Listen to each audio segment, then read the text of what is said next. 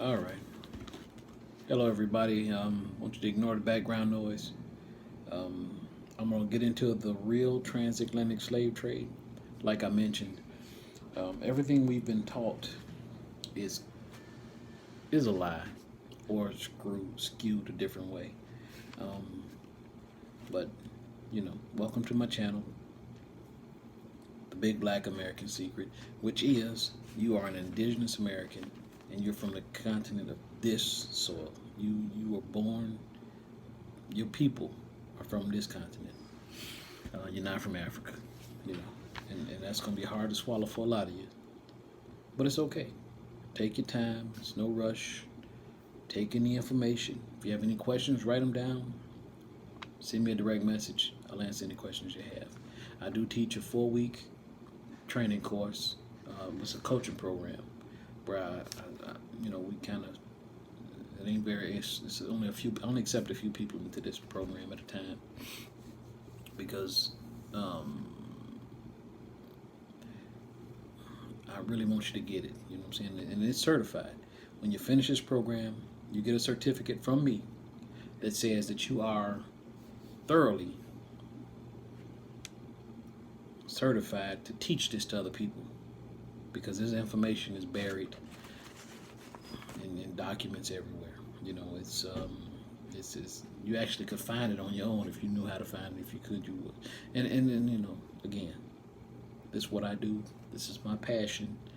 I have other businesses that I do, but this is something that the universe has called me to do. I'm no longer a religious person. I'm a spiritual person.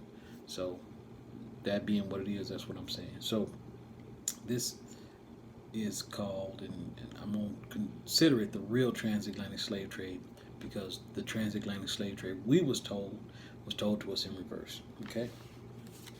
That being said, we're going to be reading from a few books. One of the books is Slavery in Indian Country by Christian Snyder. The other, Slavery by I may ruin some of these names. I'm going to do the best I can. Andres Resides, The Indian Slave Trade by Alan Gallet, which is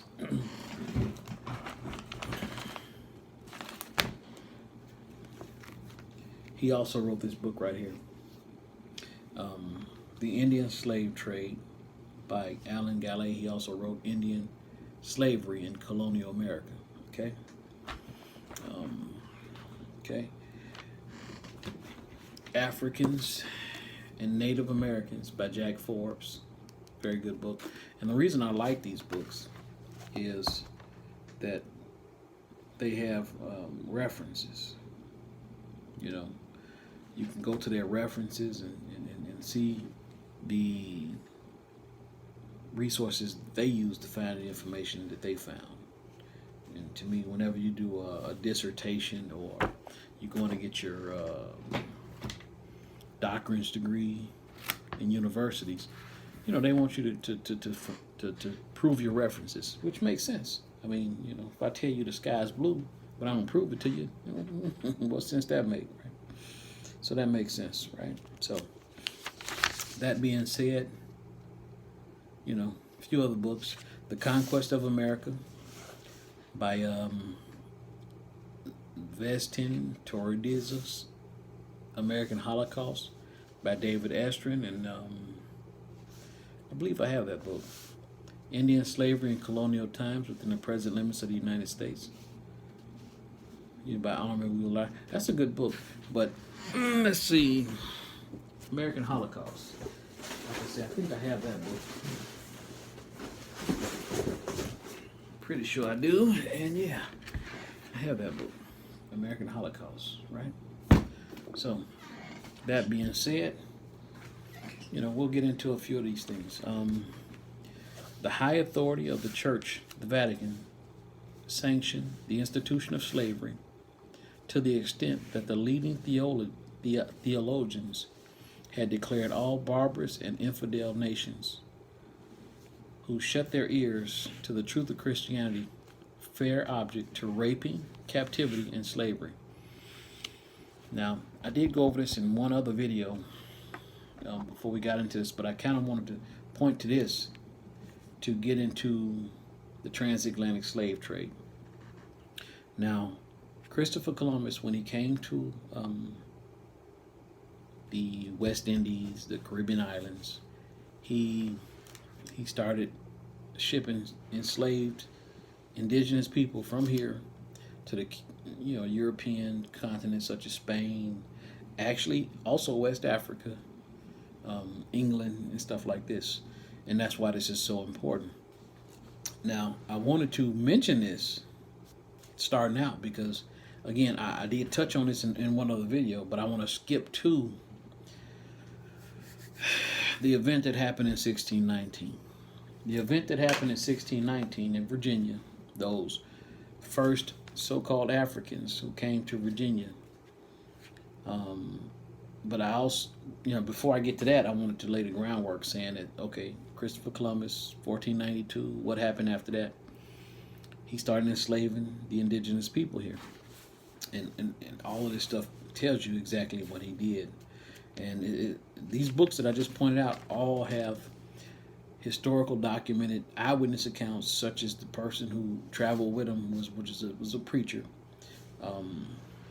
Bartholomew de las Casas, who was a friar, a preacher person who traveled with him, who was not completely happy with what he saw, what was going on. He didn't have the power to stop it, but at least he documented what he saw.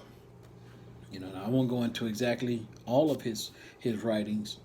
I just want to point out that Christopher Columbus came to the Caribbean islands. He had not touched on the actual continent of the United States, South or North America, but he was in, he found the island. He came across the islands of Jamaica, and the people he came across, he enslaved them.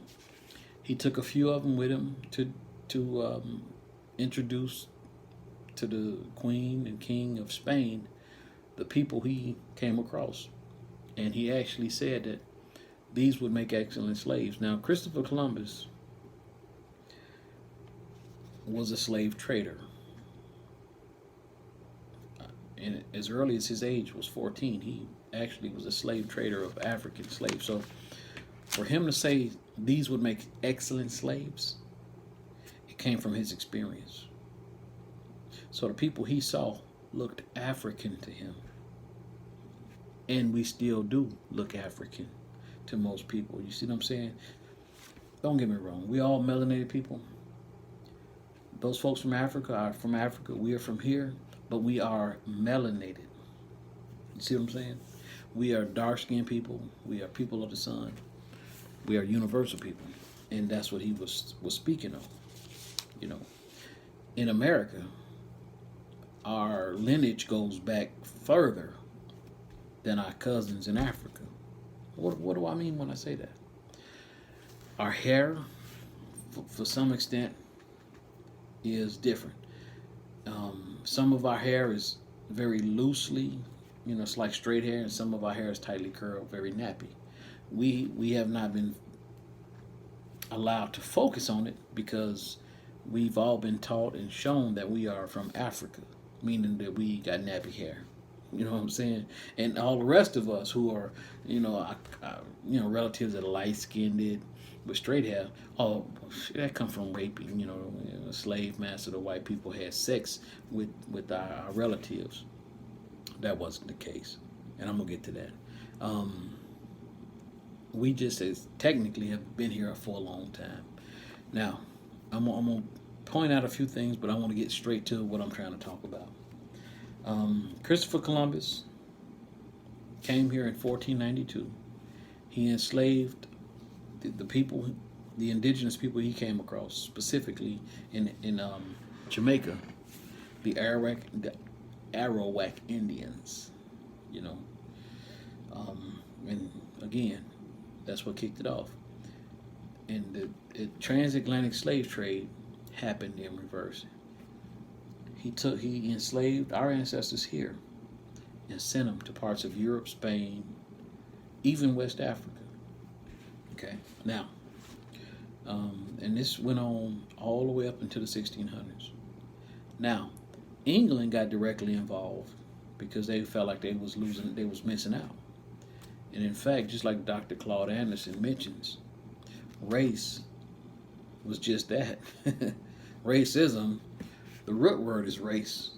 The European continents got involved in a race. They say, let's see who all can, get on this continent of America and make money, you know. And that's exactly what they did.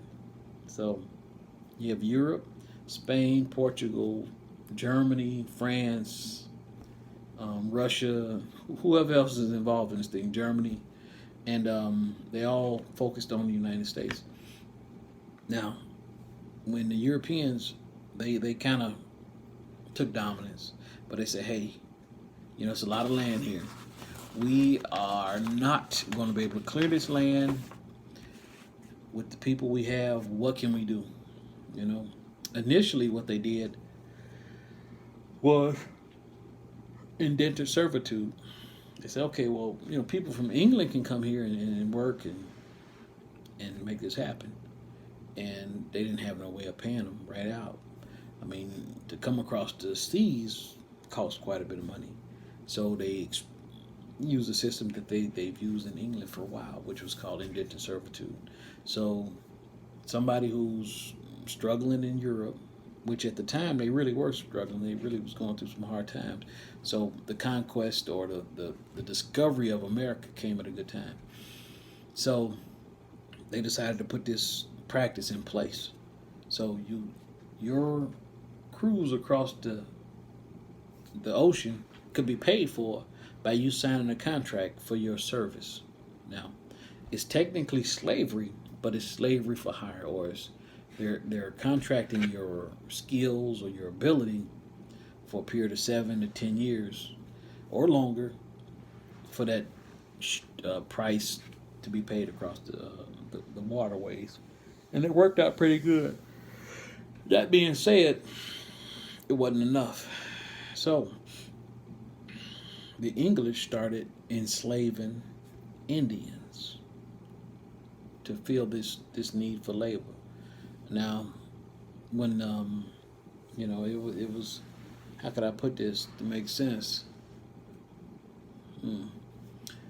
The Europeans, in Spain, the Spanish people had the encapriamiento, meaning contract for hire. You work for a certain amount of years, and then your contract is done, and you're good. In England, it was pretty much the same thing. It was called indentured servitude. You work for a certain amount of years if you're white, and then after your contract is up, you're free. Now, when it came to Indians or Negroes, same title, same people, but they same thing. They said, okay, contract for hire, but they got greedy. They didn't want to let these people out of their contract, and it didn't end too well for them for that because of just the nature of it. I mean, think about it. If you go to work for somebody for 7 years, and after 7 years they go, well, no, I don't want to let you out your contract. Now, the contract is held in 2 places, maybe sometimes 3. You got a copy, the court has a copy, and the person who you work for got a copy. They bring these 3 copies together. It's perforated at the corner, maybe bit off or whatever, to prove that it's the same copy for all 3 entities. And, so the Indians was proving the fact that, hey, my contract is over. I need to be let out of my contract.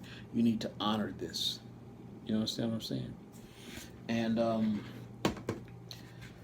that wasn't taking place regularly enough, so the Indians had to sue for their freedom.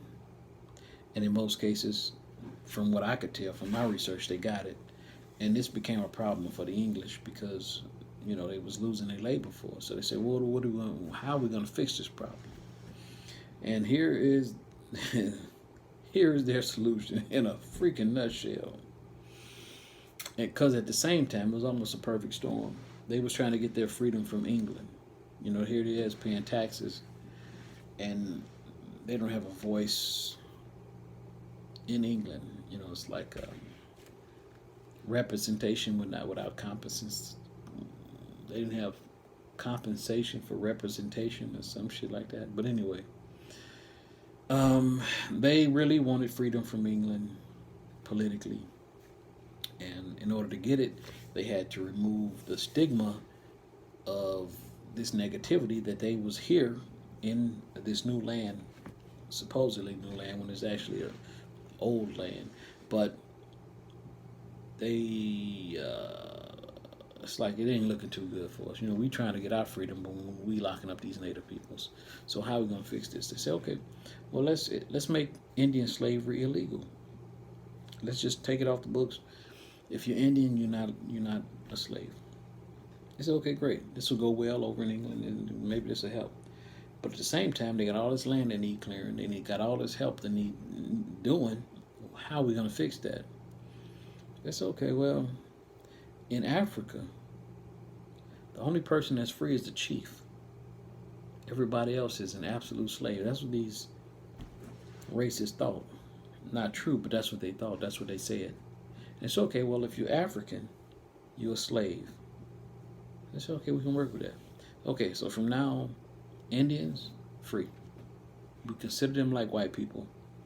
But if you're black, you're a slave. I said, okay. Now, they went out, you know, they said, okay, we're going to run with this. Now, I'm 100% sure at this time the Royal African Company had not been discovered or had not been created. And that company was created by King James in England, same person who wrote the Bible or commissioned that translation of the Bible. And that's a pretty good ordeal that took place there. It's pretty interesting for the fact is that they created a company called the Royal African Company and the Summers Isles Company. It's like a shipping company, and it says we're going to go get slaves from Africa and bring them here to the colonies. But that's not what they did. All right, welcome back. This is going to be a continuation of the last video. It got interrupted, and ignore the background noise. One of my sons is getting ready for school, and he got his music playing. I don't want to interrupt him. Let him be. You know, have fun. But here I'll be reading a passage from a book called Indian Slavery in Colonial Times Within the Present Limits of the United States by Allen Wheeler Lauper, PhD. And this is evidence that Christopher Columbus collected Indian slaves. Okay?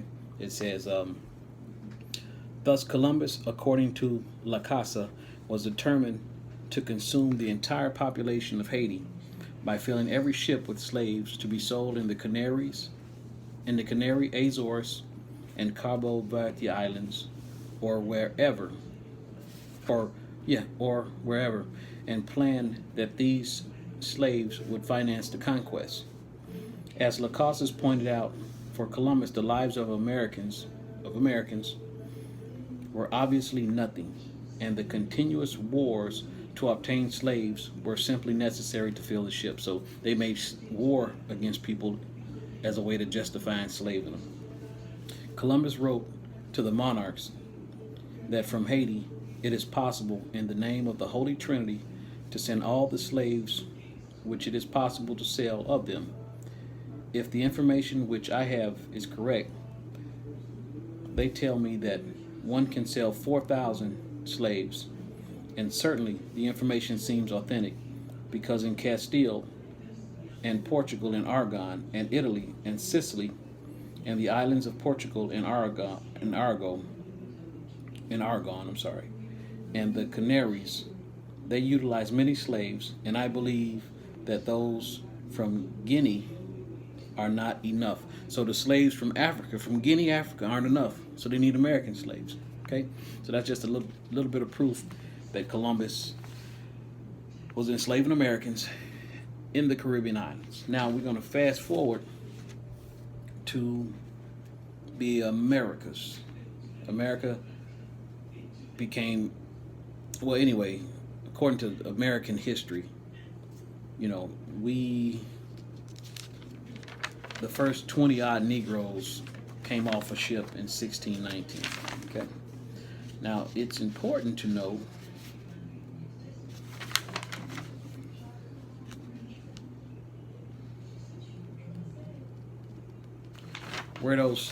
where exactly did those slaves come from, and more importantly, who were they, right?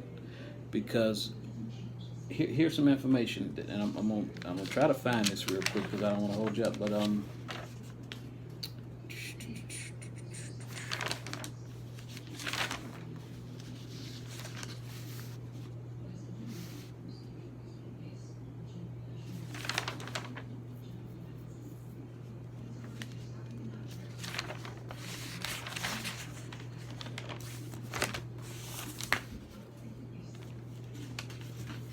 all right, so we'll just get started here. This is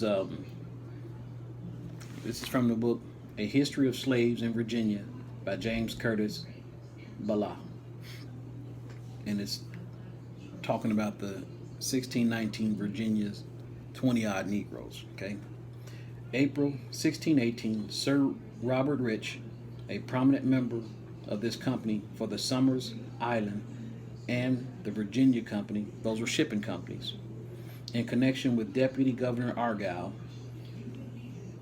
or Virginia, and other associates, sent a ship under an old commission of the Duke of Savoy,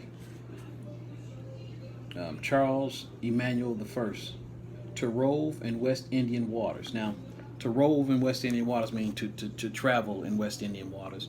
And when he mentioned under it, the ship sent a ship under an old commission of the Duke of Savoy, what basically that is saying is that it was an English ship with a Dutch flag,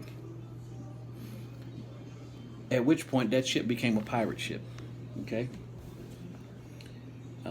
to rove in West Indian waters and to prey upon Spanish commerce. Get it? See, pirate ships are preying upon the Spanish commerce. This ship Argyle, in his private capacity as part owner, fitted out in Virginia ostensibly for trade with the Indians on the coast and among the islands for skins and goats, though his real object was piracy upon Spanish commerce. On its course to the West Indies, the treasurer touched at the Bermuda, and Deputy Governor Kendall, contrary to orders and advice from Governor Tucker, who was just leaving for England and feared diplomatic complications with Spain, received the ship ostensibly as the Earl of Warwick. He even provided it with provisions and other necessaries from the public store, on condition of being admit to a share of its plunder as a rover. Okay, a fact which was now candidly admitted. The result of its voyage was a cargo of Negroes, with which it returned to Virginia in the fall of 1619. In the fall of 1619, those 20 odd Negroes, it's touching on that a little bit, but anyway, yearly having succeeded Argyle in the government, and the Virginians being afraid of trouble with Spain, the treasurer and his missions were thoroughly discontent by the colony. The rover therefore sailed away secretly for the Bermudas after landing at Jamestown. A single Negro, not African, and that one probably because she was a woman. The remainder of the cargo, 29 Negroes, again Negroes, not Africans, were taken to the Bermudas early in September 1619. Shortly after that, a Dutch frigate, manned chiefly with English, see, it's Dutch flags, but the ship had all English people on it, a consort English, a consort of the treasurer, and pretending to sail under commission of the Duke of Orange. Again, they were pretending that it was a Dutch ship. It was a pirate ship at that time. But actually uncommissioned, and hence a pirate, had presented Governor Kendall of the Bermudas with 14 Negroes, not Africans, and other plundered captured in the West Indies, in exchange for provisions and munitions, which is bullets for their guns. The exchange was made on the understanding that Kendall was to share in the result of its further depredation. So he's going to get a cut of the money when all is said and done. This ship, before coming to Bermuda, had touched at Jamestown about the last of August 1619 and sold the colonists 20 Negroes. Those were the first Negroes introduced into the colony of Virginia. Okay, so boom, Negroes in Virginia. Now, so if we was to start our research there, Negroes, Africans, you can kind of, say, okay, we could go either way with that. And I grant you that. But check this out. The names of the 20-odd Negroes. And this says Judicial Cases Concerning American Slaves and the Negro. Edited by Helen Turnicliffe Cotterell. Okay? This is Cases from the Courts of England, Volume 1, from England, Virginia, West Virginia, and Kentucky. Washington, D.C., published by the Carnegie Institute of Washington, 1926. Okay. Even then, the Virginia colonists did not learn the ways of slavery from the 20-odd Negroes. For though they had been slaves among the Spanish, remember they were pirated off a Spanish ship, they're captured by the Dutch frigate, the pirate ship that had Dutch flags, cruising piratically along the West Indies, had changed their status into something indeterminate and transitory, which faded out or merged automatically and, as it were, cinematically into servitude, analogous to that of the indentured white servants when they touched down in Virginia. White people worked under a contract for hire or indentured servitude. So because that ship landed on the soil of Virginia, it had to operate under those same rules. So those people weren't taken in as chattel slaves, because that wasn't the thing at the time. They were taken in as indentured servant, a way to pay the captain of the ship for his goods. You see what I'm saying? So indentured servitude. The Dutch ship had been a godsend to them, so they was glad to get these servants. They needed the labor. But why this step upward? Why did not the statute of slave persist? The most convincing answer. Well, I will get to that, because I was telling you this. When they landed on the Virginia soil, they became indentured servants as opposed to slaves, flat out. Now, this is going to get more into detail as to why, because the automatic landing on the soil didn't make it. So I apologize. I digress from that. I got a little ahead of myself. So, but why this step upward? Why did not the status of slave persist?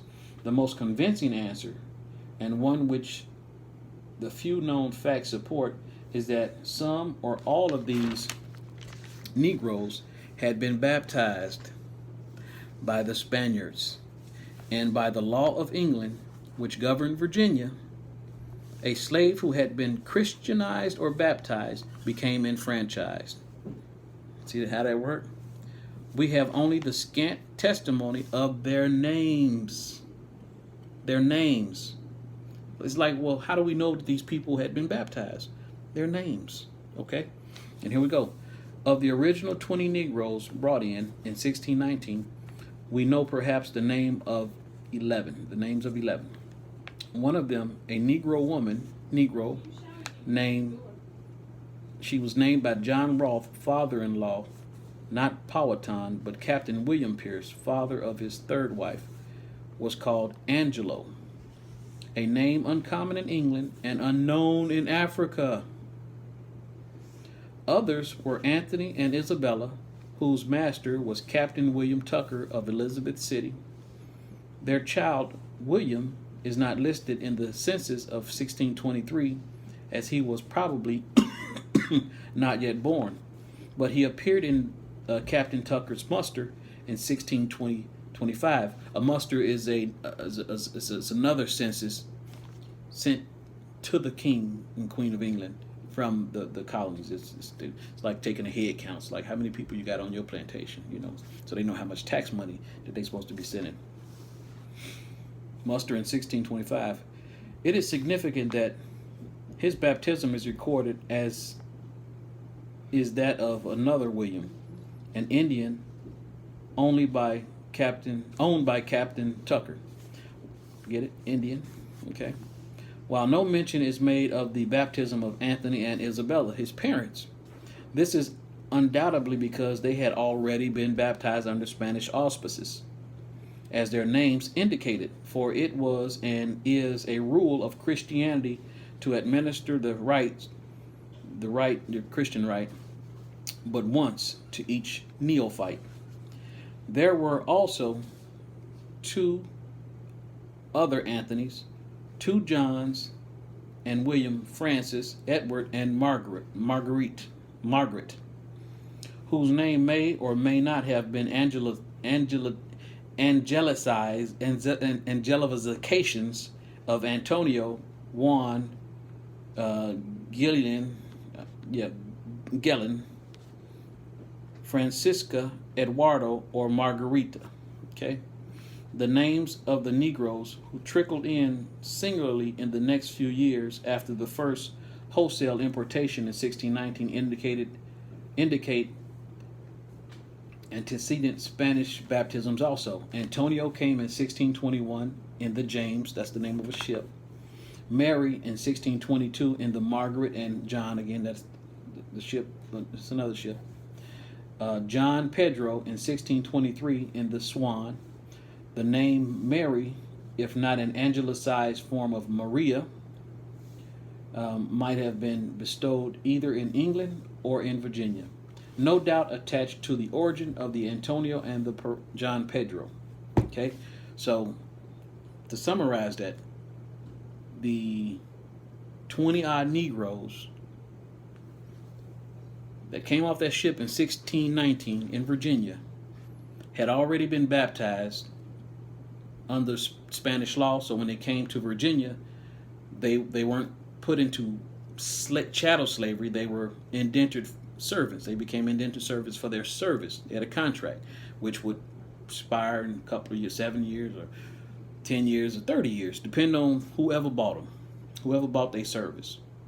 Those people may very well have ended up being free, but the things changed. And I read it here. It says, by 1644, times had changed. The early theory that the enslavement of infidels was justifiable in order to make Christians of them had for a corollary that when the purpose of enslavement had been achieved by their conversion, their slavery ceased and they became free. Just like we just mentioned, these people, in order to become free, you could become baptized. And upon your baptism, you could be free, so therefore no slave. Therefore, you're no longer a slave. But you could be an indentured servant, because they're not enslaving your person. They're enslaving your service for a time. Okay? This corollary had become difficult of application. If freedom was a reward of baptism, could any slave resist it? No matter how rudimentary this theology, or could many masters welcome it? So there was a conflict with this baptism thing. Okay? And even if slaves had not been baptized, they could easily pretend to have been,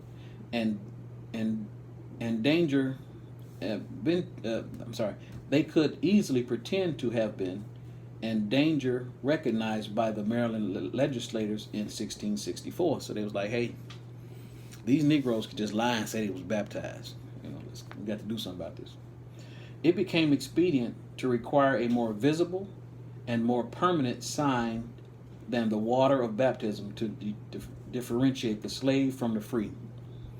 And a quittus was put on baptism as a method of emancipation. So they said, hey, let's quit this. Let's quit this. This ain't working for us no more. By statute and the various colonies. So they put a stop to that.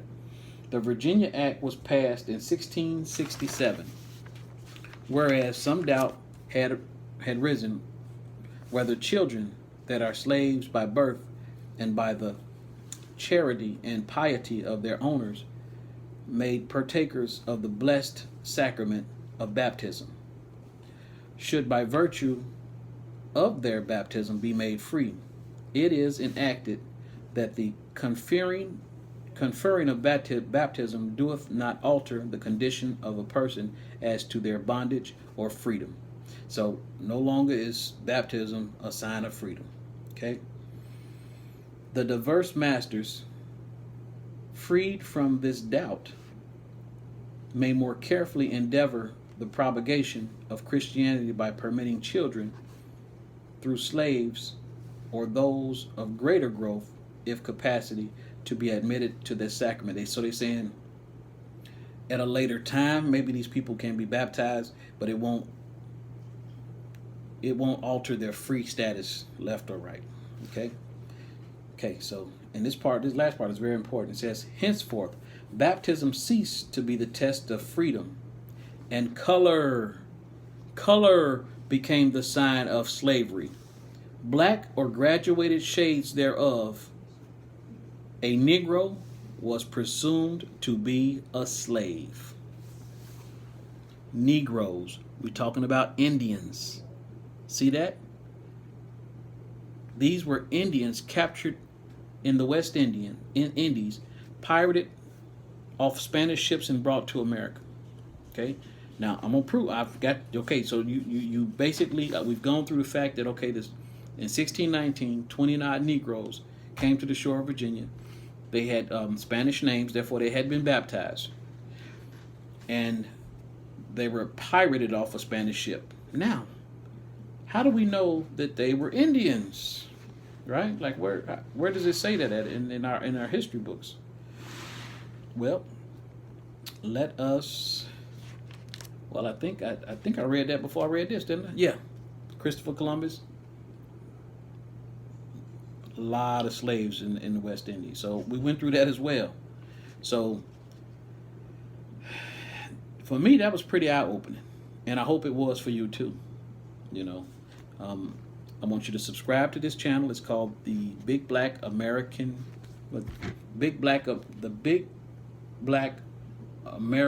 Secret. The Big Black American Secret. That's the name of my channel. And the secret is, you are not an African, you are an Aboriginal American, as stated in the definition of American in the year 1828 Webster's Dictionary. You can look that up. But that's who you are, that's who you've always been. And so much has been taken from you, and your mind has been so played with.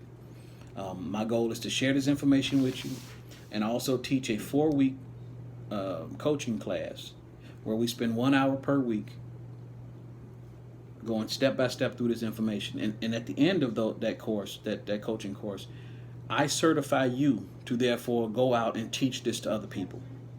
Okay?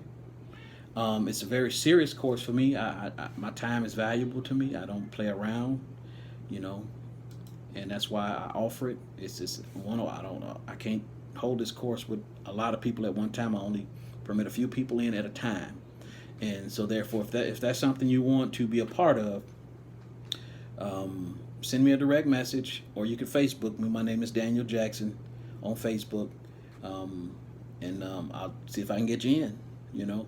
I think we all need to know this information so that we know how screwed we have been and how we can fix this thing, come up out of it big.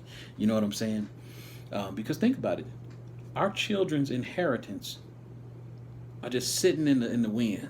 You know what I'm saying? They got us thinking we come from places other places, so we don't lay claim to this place, our original home. This is, you know, who we are, where we from.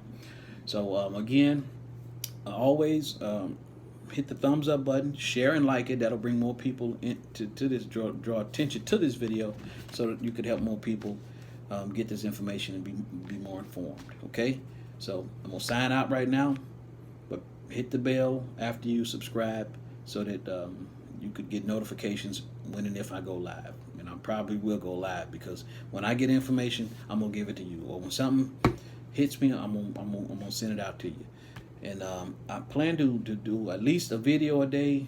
Could be 4 or 5 times a day. It depends on how much time I have and what I have to do. I run a couple other businesses, so my time is limited. But this is so important. I make arrangements, you know, to get this to you. All right. On that note, I'm gonna say, see you later.